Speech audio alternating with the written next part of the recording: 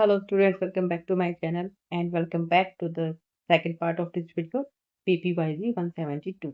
ठीक है, इसका हम फर्स्ट पार्ट ऑलरेडी कर चुके हैं जिसमें ये जितने भी क्वेश्चन हैं जो पार्ट वन में जितने भी इम्पोर्टेंट क्वेश्चन आए थे, जो रिपीटेड क्वेश्चन है, ठीक है, रिपीटेड क्वेश्चन जितने भी आए थे वो मैं पार्ट वन में करवा चुकी हूँ। अगर नहीं देखा है तो देख लेना।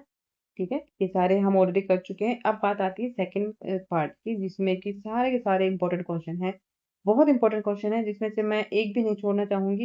मैं चाहूंगी कि तुम लोगों को मैं सारे ही क्वेश्चन के आंसर दे दूं विद हेडिंग और सारा स्टार्टिंग मिडिल हेडिंग्स और निष्कर्ष तक का जितना भी जैसे भी एक जो तरीके से बना हुआ आंसर होता है ना, मैं उस तरह से बना के तुम्हारे लिए बनाने की कोशिश करूंगी। तो वीडियो को ध्यान से देखना, पूरा देखना और सब्सक्राइब जरूर कर लेना। सब्सक्राइब, लाइक, शेयर सब कर देना और उसके साथ साथ हाइप जरूर कर देना वीडियो को। ठीक है, एक जैसे ही आप वीडियो चलाएंगे तो बिल्कुल नीचे ही वीडियो के नीचे आपको ये सारे के सारे साइन मिल जाएंगे, वहीं पर हाइप लिखा हुआ, उसको बस क्लिक करना है। उससे होगा ये कि जो वीडियो है वो काफी बच्चों तक पहुंच जाएगी जिनको इस वीडियो की जरूरत है। चलिए, हाँ, एक चीज और प्लीज, मैं ये वीडियो वाईफाई ऑन करके बना रही हूँ क्योंकि स्क्रीन पे लिखना होता है। तो और कई बार मुझे कुछ एडिटिंग करने के लिए भी कलर्स का यूज करना पड़ता है, तो उसके लिए मुझे वाईफाई ऑन करना ही पड़ता है। तो बीच बीच में हो सकता है कुछ नोटिफिकेशन आ रहे होंगे, उनकी आपको आवाज आ रही होगी, तो कहीं ना कहीं वो थोड़ा सा डिस्टर्ब कर देते हैं। आई कैन अंडरस्टैंड, बट थोड़ा सा कोऑपरेट कर लेना। अगर मैं उसको बंद कर दूंगी तो फिर ये आपको इतना ब्राइट नहीं दिखेगा जो स्क्रीन पे जो मैं लिख रही हूँ। ठीक है, बस इतना सा तुम्हारा कोऑपरेशन चाहिए और उसके लिए दिल से थैंक यू मुझे झेलने के लिए और मेरे नोटिफिकेशन को झेलने के लिए। चलिए, अब बात करते हैं, हम काम की बात पे आ जाते हैं। सेकंड पार्ट कर रहे हैं हम वीडियो का। ये है अशुभ की समस्या के विभिन्न दृष्टिकोणों का विस्तार पूर्वक चर्चा की। ये क्वेश्चन जो है ये दिसंबर में भी आया था, लास्ट ईयर जून में भी आया था, ठीक है, और 2024 में भी आया था ये क्वेश्चन। तो हम बात कर लेते हैं इसी की। अशुभ की समस्या के जितने भी दृष्टिकोण हैं उनके बारे में बात करेंगे। तो पहले तो देखेंगे अशुभ होता क्या है, उसकी परिभाषा क्या है, और अशुभ की समस्या क्या होती है, अशुभ की समस्या और उसके क्या दृष्टिकोण होते हैं, उसके बारे में हम बात करेंगे। चलिए, इसका आंसर ढूंढने की कोशिश करेंगे हम अपने इग्नू ज्ञान कोश की साइट पे जाके। ये इग्नू स्टडी मटेरियल है, तो यहाँ पर आप देख सकते हो अ, यह अशुभ की समस्या, इसका उद्देश्य, परिचय, फिर तार्किक समस्या, जितनी भी चीजें हैं आप देख सकते हो उसके बारे में हम यहाँ पर पढ़ेंगे। तो सबसे पहले तो हम बात करेंगे अशुभ के बारे में।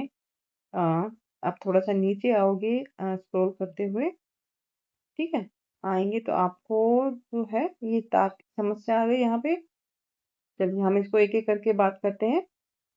ठीक है, तो जो परिचय दिया हुआ है ना, परिचय, इसी में ही आप जब थोड़ा सा नीचे आओगे यहाँ पर तो यहाँ से परिभाषा शुरू हो जाती है कि अशुभ की अवधारणा से हमारा क्या तात्पर्य है। हमारे दैनिक जीवन में हम अनेक प्रकार के शुभ अशुभ बुराइयों का सामना करते हैं। कुछ की व्याख्या की जा सकती है, कुछ की नहीं। एक सामान्य अर्थ में कष्ट और दुख का अशुभ से गहरा संबंध है। ठीक है, जब कोई दुख आता है तो हमें लगता है ना कि वो कुछ अशुभ हो गया, तभी हमारे साथ ये दुख आया हमारे जीवन में या कोई कष्ट आया। तो जो कुछ भी मानव जीवन में असुविधा लाता है उसे आमतौर पर अशुभ की श्रेणी में रखा जाता है।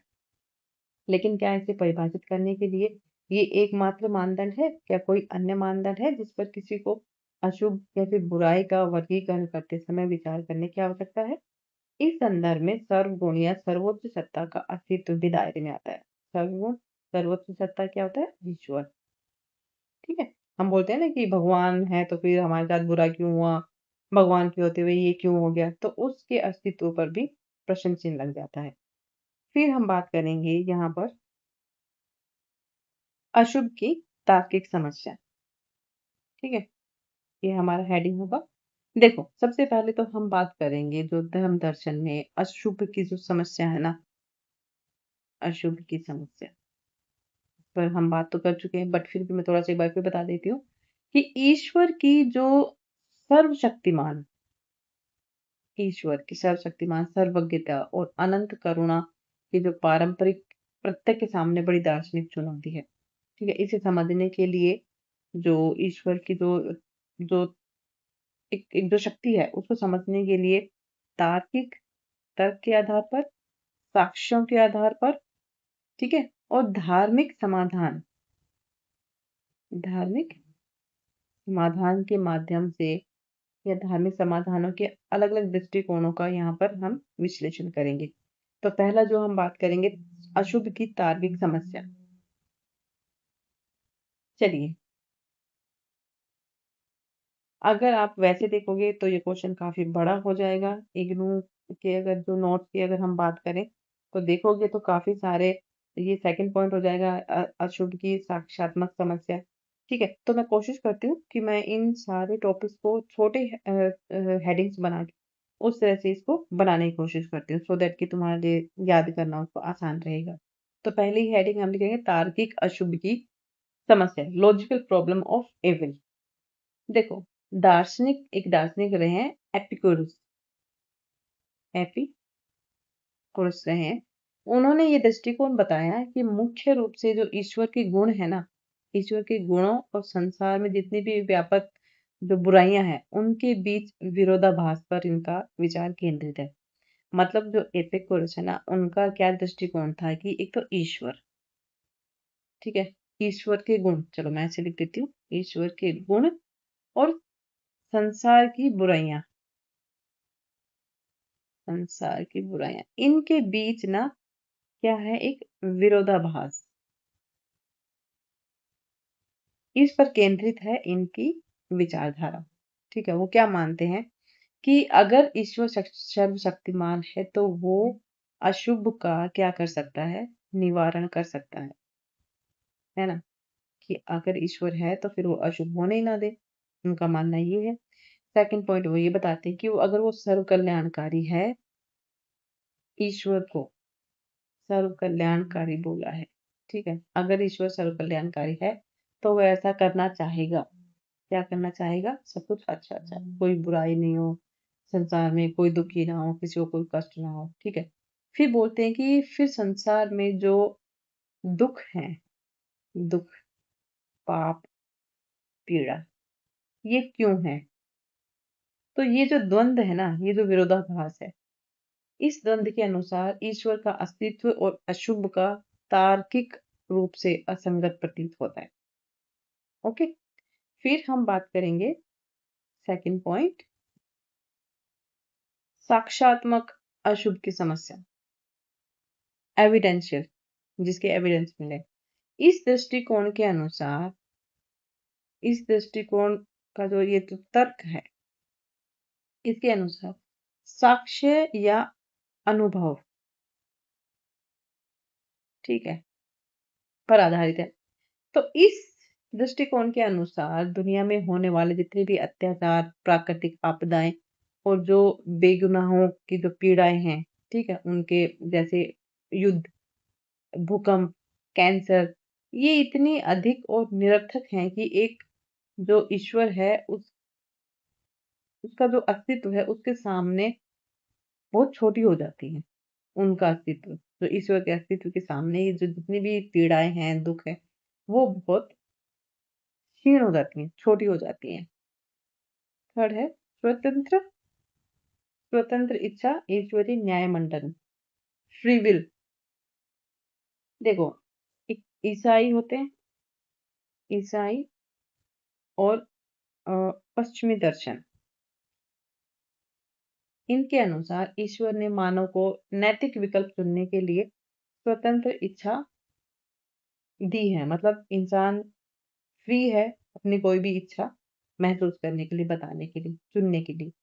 और जो यहाँ पे जो अशुभ है ना, अशुभ, अशुभ की उत्पत्ति ईश्वर की देन नहीं है, बल्कि मानव के द्वारा अपने स्वार्थ और गलत निर्णय के उपयोग का परिणाम है।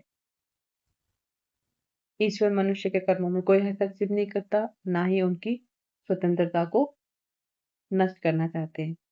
फोर्थ है आत्मा निर्माण, ईश्वरीय न्याय मंडन, soul making theorist, John Hawk, John Hick, sorry, John Hick ने एक दृष्टिकोण बताया था कि ये जो संसार है ना, यहाँ संसार में कोई विलासिता का कोई स्थान नहीं है, बल्कि ये जो संसार है ये आत्मा निर्माण शाला है। अशुभ हो गया, पीड़ा हो गई, चुनौतियां हो गई, मनुष्य को नैतिक और आध्यात्मिक रूप से परिपक्व बनाने के लिए ये चीजें जरूरी हैं। इनके बिना मनुष्य में एक कुछ ऐसे गुण हैं जिनका विकास संभव नहीं हो पाता, जैसे साहस, दया और सहानुभूति। ठीक है, तो इस तरह से इन्होंने बताने की कोशिश की है। फिर है ईश्वरीय दुनिया में, संभावित दुनिया में सर्वश्रेष्ठ ईश्वरीय न्यायमंडल। ठीक है, कुछ ऐसे विचारक हैं जिन्होंने ये बताया है कि ईश्वर जो है वो असीम बुद्धिमान है, बहुत बुद्धिमान है ईश्वर। उसने जो दुनिया बनाई है ना, वो उसमें अनगिनत संभावनाएं हैं और अनगिनत संभावित दुनियाओं में से भी सर्वश्रेष्ठ है। कुछ मात्रा में जो अशुभ है, जो इविल है, ठीक है, अशुभ जो है ना, वो कुछ मात्रा में इस दुनिया की समग्र जितनी भी पूर्णता है और जो व्यवस्था है उसको बनाए रखने के लिए भी एक तरह से आप कह सकते हो एक अनिवार्य शर्त है। ठीक है, इसके बाद एक और हेडिंग लिखेंगे हम, भारतीय दर्शन में अशुभ की समस्या। भारतीय दर्शन में अशुभ की समस्या को कर्म का सिद्धांत, कर्म के सिद्धांत द्वारा हल किया जाता है। यह दुख या फिर अशुभ जो होते हैं ना, किसी बाहरी कोई शैतान या ईश्वर की इच्छा का परिणाम नहीं होता। कुछ गलत हो जाना, कोई अशुभ शुभ ये सब होना है, कोई मतलब ये है कि ये ईश्वर की इच्छा नहीं है, ये ईश्वर नहीं कर रहे हैं, बल्कि व्यक्ति के जो अपने कर्म है उनका फल है। और यही दृष्टिकोण जो है वो मानव को स्वयं के भाग्य का निर्माता बनाता है। हम जो अपने जीवन के लिए जो भी निर्णय लेते हैं वो सही भी लेते हैं या गलत लेते हैं, तो उन निर्णयों से ही जो हमारा जीवन बनता है ना, जिस तरह से हम जीवन को जीते हैं, तो वही जो निर्णय होते हैं उन्हीं से हम अपने भाग्य के स्वयं निर्माता बनते हैं। ठीक है, देन निष्कर्ष।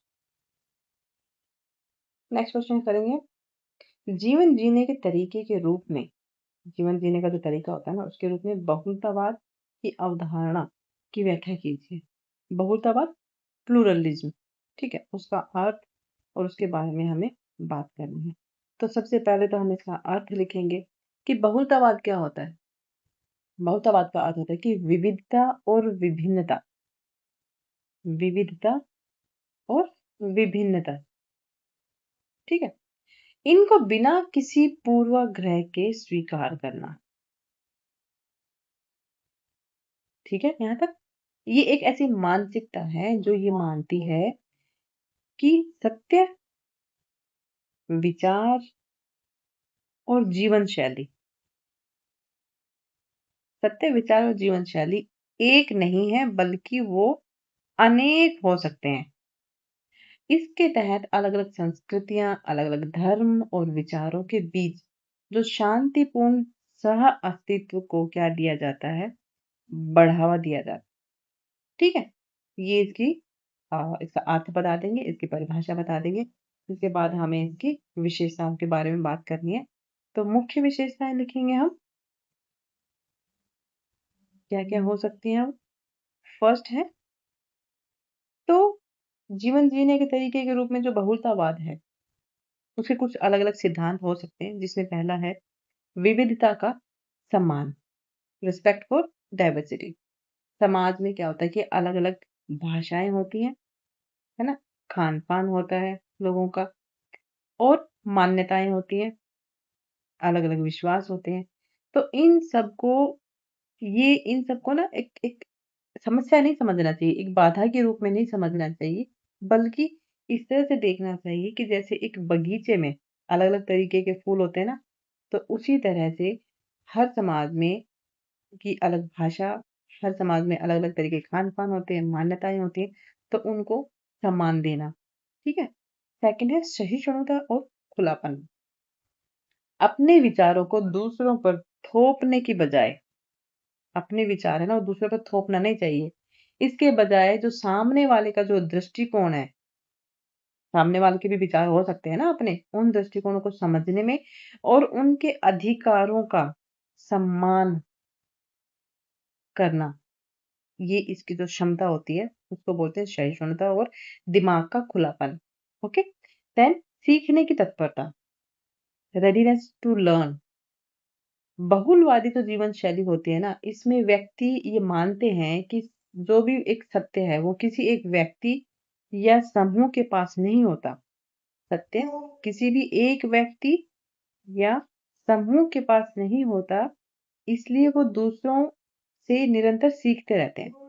मतलब हर इंसान एक दूसरे से कुछ ना कुछ सीखता रहता है और अपने आप को हमेशा तैयार रखना चाहिए कि हम हर किसी से कहीं न कहीं मतलब जो भी हमारे जीवन में इंसान आता है, इंसान, प्रकृति, जानवर बर्ड कोई भी आता है ना, उससे हमें कुछ ना कुछ सीखते रहना चाहिए। वो हमें कुछ ना कुछ सीख दे के ही जाते हैं। ठीक है? अब इसके महत्व की बात कर लेते हैं थोड़ा-सा। दूसरी हेडिंग बनाएँगे हम समाज और व्यक्तिगत जीवन में इसका क्या महत्व है।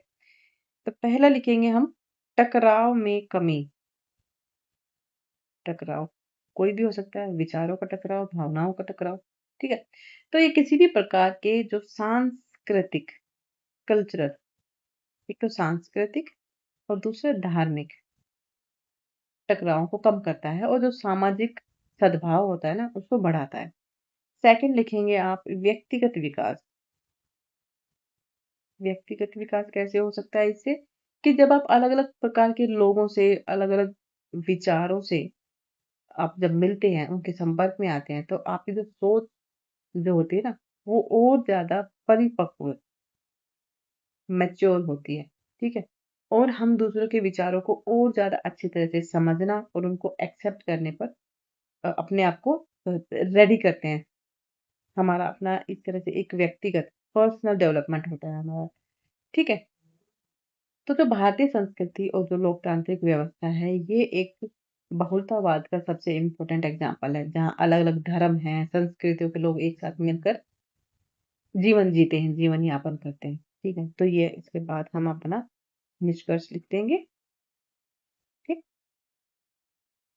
सबसे इम्पोर्टेंट क्वेश्चन, जो आज की जो सामाजिक परिस्थितियाँ हैं, उनको देखते हुए भी ये क्वेश्चन इम्पोर्टेंट हो जाता है, क्योंकि आप लोग देख रहे हैं जिस तरह से ईरान और यूएस का जो युद्ध चल रहा है, और उसके अलावा अपने देश में भी कहीं न कहीं कुछ ऐसे संगठन हैं जो एक पर्टिकुलर धर्म के बारे में बात करते हैं, ठीक है? मैं किसी धर्म की आलोचना नहीं कर रही हूँ, ना ही किसी को सही या गलत ठहराने की कोशिश कर रही हूँ।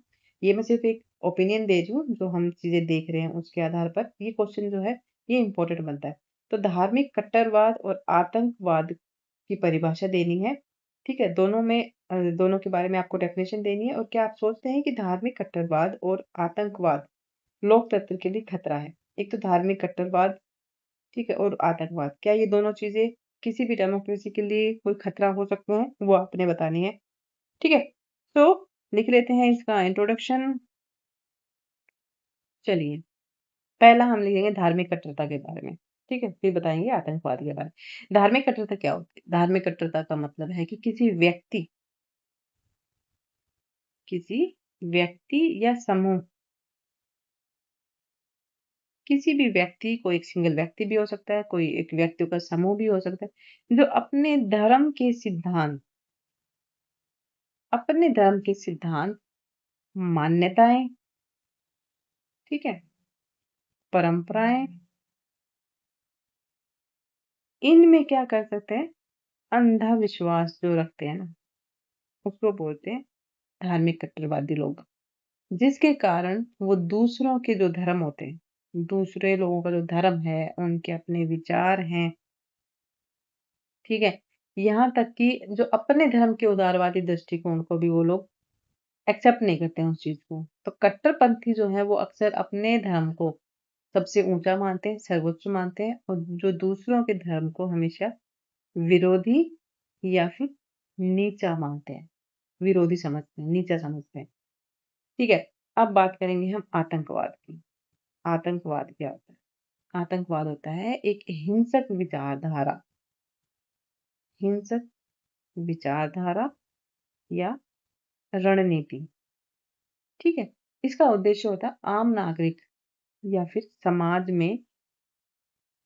नागरिक और समाज में क्या होना, डर, दहशत और हिंसा, ये फैलाकर इनका जो अपना राजनीतिक, धार्मिक और वैचारिक लक्ष्य होते हैं, उनको प्राप्त करना, ठीक है? इसमें तो निर्दोष लोगों को भी निशाना बनाया जाता है। तो ये हो गया हमारा आतंकवाद की परिभाषा। अब बात करेंगे हम धार्मिक कट्टरवाद और आतंकवाद लोकतंत्र के लिए कैसे खतरा है, इसके बारे में बात करेंगे। हेडिंग होगी हमारी कट्टरवाद, आतंकवाद लोकतंत्र के लिए खतरा कैसे है। तो धार्मिक कट्टरवाद और आतंकवाद जो भी लोकतांत्रिक व्यवस्थाएं होती हैं उनके लिए एक हमेशा ही एक खतरा है, क्योंकि वो नागरिकों के बीच क्या करते हैं, भेदभाव, हिंसा और अविश्वास पैदा करके लोकतंत्र का जो मूल सिद्धांत है, क्या सिद्धांत है हमारे लोकतंत्र के मूल सिद्धांत, स्वतंत्रता, समानता, बंधुत्व, इन चीजों को वो नष्ट करते हैं। ठीक है, खत्म करने की कोशिश करते हैं। तो इन्हीं में सबसे पहला हमारा पॉइंट बनेगा मानव अधिकारों का हनन। तो जो कट्टरपंथी विचारधाराएं होती है ना, वो अक्सर जो अल्पसंख्यक अल्पसंख्यक और महिलाएं, इनके जो अधिकार हैं उनका दमन करते हैं, जबकि लोकतंत्र जो है वो सभी नागरिकों को समान अधिकार और सुरक्षा प्रदान करता है। ठीक है, तो ये पहला पॉइंट बनेगा मानव अधिकारों का हनन। सेकंड है कानून व्यवस्था को चुनौती। आतंकवादी जितनी भी घटनाएं होती हैं, आतंकवादी घटनाओं से जो जान माल की तो हानि होती ही है, जिससे राज्य की जो प्रशासनिक क्षमता होती है वो कमजोर होती है और लोगों में असुरक्षा की भावना, ठीक है, असुरक्षा की भावना जो है वो पैदा होती है। तो कानून को चुनौती देते हैं ये, और जो व्यवस्था होती है, जो कानून की व्यवस्था, जो सामाजिक व्यवस्था बनी होती है, उसमें असुरक्षा की भावना आ जाती है लोगों के बीच। सामाजिक ध्रुवीकरण, धार्मिक उन्माद जो है वो अलग अलग समुदायों के बीच में क्या करता है, वो नफरत फैलाने का काम करता है, जिससे समाज जो है वो बट जाता है, अपने अपने ग्रुप में, एक अलग अलग ग्रुप में बट जाता है, और लोकतांत्रिक जो एक भावना होती है वो कहीं ना कहीं उसको समाप्त कर देती है।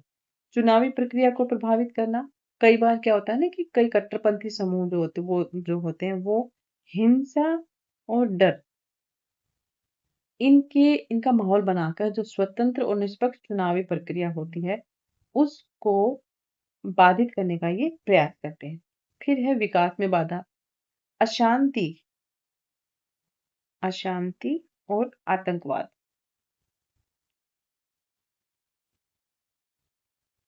अशांति की स्थिति और आतंकवाद की स्थिति में सरकार का जो ध्यान होता है वो कल्याणकारी और जो विकास के जो काम होते हैं ना उनसे हटकर कहाँ चला जाता है, सुरक्षा, लोगों की सुरक्षा और कानून व्यवस्था पर केंद्रित हो जाता है। अब जब ध्यान जो है इन चीजों की तरफ जाएगा तो फिर विकास कैसे होगा, तो इसी तरह से विकास में ये चीजें बाधक बन जाती हैं। ठीक है, फिर हम निष्कर्ष में आप लिख देना कि जितने भी ये पॉइंट बने हैं इनके बारे में आप थोड़ा थोड़ा बता देना कि किस तरह से, क्या इसकी डेफिनेशन है, धार्मिक कट्टरता क्या होती है, आतंकवाद क्या होता है, किस तरह से ये समाज के लिए खतरा है, वो बता देंगे आप यहाँ। इसके बाद जैसे आपने फर्स्ट पार्ट में ये वाला पार्ट देखा था जिसमें कि शॉर्ट नोट्स आए थे, ऐसे ही सेकंड पार्ट में भी आपको एक शॉर्ट नोट मिलेगा जो कि 20 मार्क्स का होगा। 200 वर्ड में आपको लिखना है। ठीक है, इसमें से कोई दो करने हैं आपने, ईश्वरवाद और निरीश्वरवाद, आस्तिक और नास्तिक। ठीक है, धार्मिक बहुलतावाद हम ऑलरेडी यहाँ पर कर चुके हैं। ठीक है, तो ये मैं नहीं करवाऊंगी। और नारीवादी धर्म दर्शन, तो यहाँ पर हम एक टॉपिक करने वाले हैं, तो देख लेते हैं। तो नारीवादी धर्म दर्शन की देखो, इसको करने का कोई फायदा नहीं है। ईश्वरवाद और निरीश्वरवाद, मतलब जो आस्तिक है, नास्तिक है, उनके बारे में आपको लिखना है, वो आप इजिली लिख सकते हो। धार्मिक बहुलतावाद ऊपर हम लोग कर चुके हैं ऑलरेडी। अब बात आती है, ये वाला क्वेश्चन हमने अभी तक ऊपर नहीं किया है, तो ये कर लेते हैं। नारीवादी धर्म दर्शन, कि धर्म दर्शन में नारीवाद, ठीक है, उसके बारे में हमें बताना है।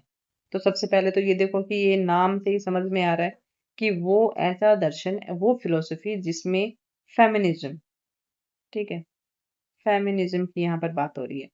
तो नारीवादी धर्म दर्शन एक वैचारिक दृष्टिकोण है, ये भी, ठीक है, वैचारिक दृष्टिकोण है जो लैंगिक असमानता, लैंगिक असमानता, ठीक है, कि प्रकृति, उसके कारण और उसके जो परिणाम है उनकी पड़ताल करता है। इसका मुख्य उद्देश्य क्या है कि जैसे जो पितृसत्तात्मक व्यवस्था है ना, पितृसत्तात्मक व्यवस्था, भेदभाव, शोषण की जड़ को समझना कि इनकी जड़ क्या है, क्या रूट कोज़ है, और सभी लिंगों के लिए समान अधिकार, अवसर और गरिमा, सम्मान स्थापित करना। ठीक है?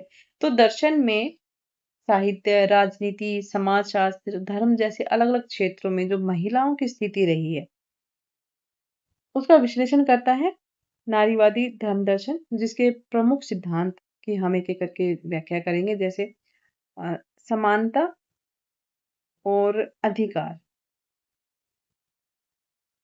ठीक है? इ इस विचारधारा का जो फेमिनिज़्म है, नारीवादी दर्शन का ये विचारधारा ये सुनिश्चित करती है कि महिलाओं को भी ना पुरुषों के समान ही आर्थिक, सामाजिक और राजनीतिक अधिकार प्राप्त हों। ठीक है? सेकंड हम लिखेंगे लैंगिक भेद। लैंगिक भेद मतलब लिंग के आधार पर भेदभाव का विरोध करना। देखो, एक होता है जैविक और सामाजिक, सांस्कृतिक लिंग, जेंडर के बीच के अंतर को समझना। इसके अनुसार महिलाओं की जो हीन स्थिति होती है ना, महिलाओं की जिस तरह की स्थिति बताई जाती है ना, दीनहीन और वो पुरुष पर ही आश्रित रहती है, तो ये कोई प्रकृति की देन नहीं है, ठीक है? ये प्रकृति की देन नहीं है, बल्कि एक सामाजिक और सांस्कृतिक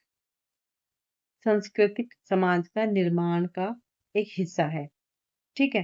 प्रमुख विचारक कौन-कौन रहे हैं? प्रमुख विचारक, दार्शनिक कौन-कौन रहे हैं?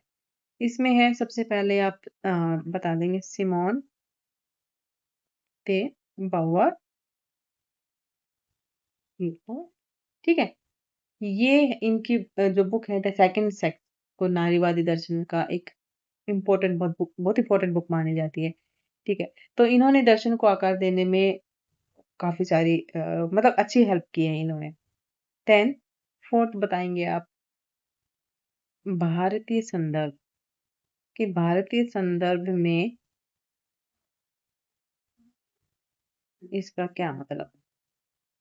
तो भारतीय नारीवादी जो विचार है ना, ये जो दृष्टिकोण है, इसमें ये ना केवल पश्चिमी विचारधारा पर आधारित है, बल्कि यहाँ की भी मतलब अपने देश की भी जो सामाजिक और जो सांस्कृतिक परिस्थितियाँ हैं, जाति व्यवस्था है, ठीक है? और प्राचीन काल से लेकर आधुनिक काल तक जो चुनौतियाँ, जैसे जो औरतों से संबंधित है, जैसे घरेलू हिंसा, ठीक है? घरेलू हिंसा और वेतन में असमानता, ठीक है? सैलरी में भी असमानता होती है ना, इस पर भी ध्यान केंद्रित करते हैं। तो भारतीय संदर्भ में आप ये बता देंगे आप, और इसके बाद छोटा-सा निष्कर्ष लिख देना और ये क्वेश्चन आपका कंप्लीट हो जाएगा। तो ये हमारी वीडियो कंप्लीट हो गई। Thank you so much for watching. Video अच्छी लगी हो तो लाइक, शेयर, सब्सक्राइब कर देना और हाइप भी कर देना। चलो मिलते हैं नेक्स्ट वीडियो में। Take care, bye bye.